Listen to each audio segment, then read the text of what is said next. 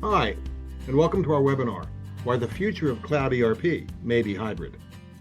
I'm Dave Kravitt. I'm the Sales and Marketing Executive at Precision Solutions Group. We are a software services firm specializing in the PowerI IBM i platform. It's our niche. We've been working in it for decades. But the world is focused on cloud solutions more than ever. So today, what we would like to do is discuss a few variations in cloud deployments, the pros and cons of each, and also try to understand what is best for your organization. Let me share my screen. Let's see what are business analysts saying about the growth of cloud solutions. We see on the left, Gartner is saying that on-prem solutions, those are in dark blue, are being caught up with by the cloud solutions in light blue. What's fueling this growth? Well, first of all, every major ERP software vendor has a cloud version, and there are so many other software products that are all operating now in the cloud. So much so that, as shown on this graph, Gartner predicts by 2025, the paths are going to cross, and half of all IT spending are going to be cloud investments. When we look at the growth of cloud versus on-prem today has a growth of about 4%. Cloud, though, is almost double at 7%. So we can see why the paths are going to cross. And in fact, remote work due to COVID-19 has only turbocharged this growth. So what we want to do today is we want to take a look at three flavors of ERP deployment: software as a service, platform as a service, and a hybrid deployment. Let's start with software as a service. And this is new ERP software, which is hosted on the vendor's infrastructure, delivered over the web and licensed by subscription, usually with a monthly cost per user. Examples might be Epicor ERP, or NetSuite, or SAP S/4HANA Cloud ERP, or Microsoft Dynamics 365 ERP. But let's first talk about why one would want to implement new ERP software. There are some very good reasons. Software or the platform that it runs on might no longer be supported by the vendor. There could be limited or almost no skill sets available to support either the platform or the software. And maybe the software is not keeping up with current or planned business requirements. Those are all good reasons. So what are the upsides of software as a service? Well, first of all, it typically is a faster implementation than other methodologies. And part of the reason for that is the limited customizations that are allowed. Many vendors offer industry-specific, in fact, niche-specific software versions to make it look better, to make it act better in your environment. There's also a cost savings due to no infrastructure up front. What you're paying for are those monthly subscription fees, no infrastructure. It also has often better user buy-in. And there's a few reasons for that. First of all, the interfaces are typically more modern, so it's a better user experience from the beginning. Often, the functionality, again, is specific to niche, so it could be stronger functionality and therefore more flexible in your environment. You have to realize that whenever the vendor is providing the infrastructure, they are providing a very secure infrastructure that has redundant utilities, redundant internet, that has very strong and comprehensive infrastructure services. The breadth and depth of the skill sets that are usually available are much more than most organizations could afford to hire internally. And finally, key point is the scalability of these solutions. Whether you are acquiring divisions or you're selling divisions, these solutions can scale to your needs. Are there what are the downside risks for this? Well, it is a new ERP implementation. And we all know that new ERP implementations are all highly resource intensive. They also can be risky. We've all heard the horror stories of software implementations that have gone sideways, that had to be restarted, and some that have just been canceled altogether. Another downside is that over time, those monthly subscription costs catch up with the lack of infrastructure cost at the beginning. So over the long haul, these are more expensive solutions. Remember we talked about limited customizations and the speed of implementation? Well, also, you have to understand that companies forever have been taking their competitive advantages, their intellectual property, and putting it into the software through enhancements, through customizations. And possibly with limited customizations, you might not get all the benefit that your competitive advantages have been giving you all these years. There's also the fact that some companies like to have a slow, methodical implementation. These implementations are typically big bang, meaning all at once. So that might be uncomfortable for some organizations.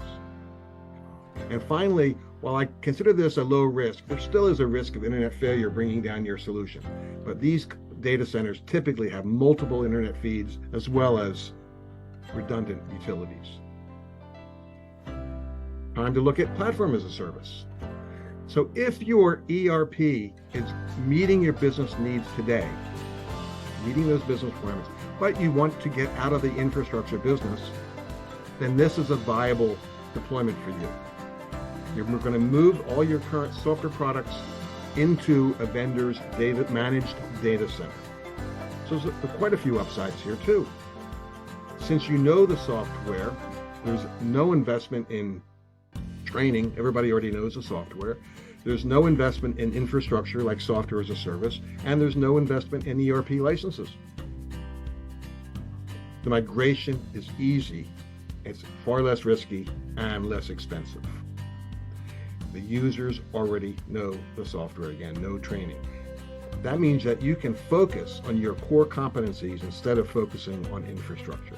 And again, like with software as a service, the data center provides that strong infrastructure and all the services and the scalability.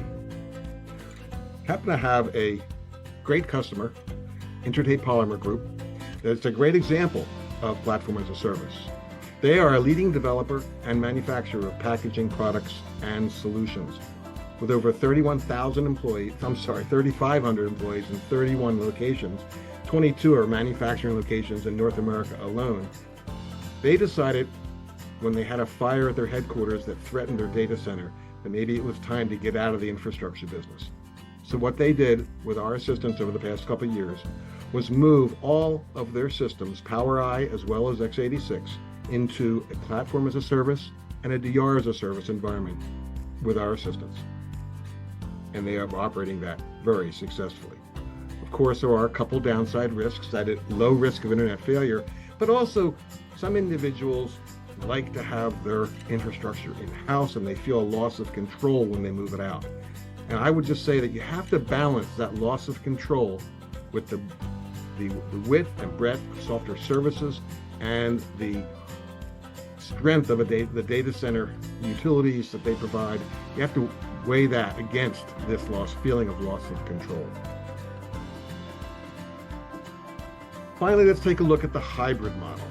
So when your ERP is meeting all of your core functional requirements, and you really have no need to necessarily move it out of your data center, then keep the ERP on-prem, but meet all of the non-core functional requirements with point cloud solutions. So you can incrementally adopt cloud. It doesn't have to be all or nothing. So the on-premises ERP, that meets your core requirements, and additional cloud apps are added to that. In the old days, we used to call this best of breed. I think now it's called a hybrid environment. So you get to maintain a centralized approach to IT governance, but you get to exploit the cloud at the same time. You can address your pain points with these industry standard solutions that provide industry best practices.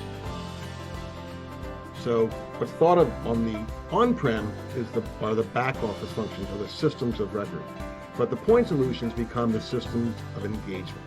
We also know that there's some mega suites out there. So if we look at a solution like Salesforce CRM, customer relationship management, they cover all the business processes from lead generation through prospecting, through sales, and then into customer service. They are very strong in their in their world, and that's why we at PSGi actually use them for all of those reasons. Then you have the Workday human capital management software, where they do everything from hiring to onboarding to payroll. Again, what we would call Mega Suite. And then there are some of our customers, most of our customers in fact, that connect their legacy systems, point solutions, either again on-prem or in the cloud, for such things as pricing, or master data management, or warehouse management, trade management, even BI and analytics. All of these are what our customers are doing today, some of them with our assistance. Of course, there's some downsides. While all these point solutions are designed to be integrated with ERP, it's built into their core, the integration is still more complex than the other deployments. Just something to be considered. The ERP and the point applications are going to look and they're going to act differently. So this is going to be another point where you have to do additional training, just like with the software as a service, but that's a whole new implementation. This is just point solutions, but training will be required. And then there's also that small risk of internet failure. So our conclusions then, that if your legacy software is meeting your core needs, then either platform as a service or hybrid are both less risky because you're not implementing a new ERP, and they're cost effective. If you're looking for additional non-core functionality with your legacy ERP, then a hybrid solution is just fine. It addresses those pain points. It delivers the industry best practices, and it's the best of both worlds. Legacy ERP on-prem, cloud, and then your point solutions in the cloud. Both platform as a service and hybrid models can be employed together, which is exactly what Intertape Polymer Group actually does. But if your legacy ERP is not meeting your core needs, then software as a service is highly recommended. So where does PSGi fit in all this? Well, if you're going with software as a service, you're implementing a new ERP, you know that you're going to be resource restricted. PSGi can assist you by supporting your legacy software while your team focuses on the new implementation. We can also assist by helping you on the technical side, building bridges between new and old with master data bridges for both data in flight and that master data. If you're implementing a platform as a service model, we can provide the data center, the managed services, and we can even provide the services to move your environment into the data center. And finally, there's hybrid.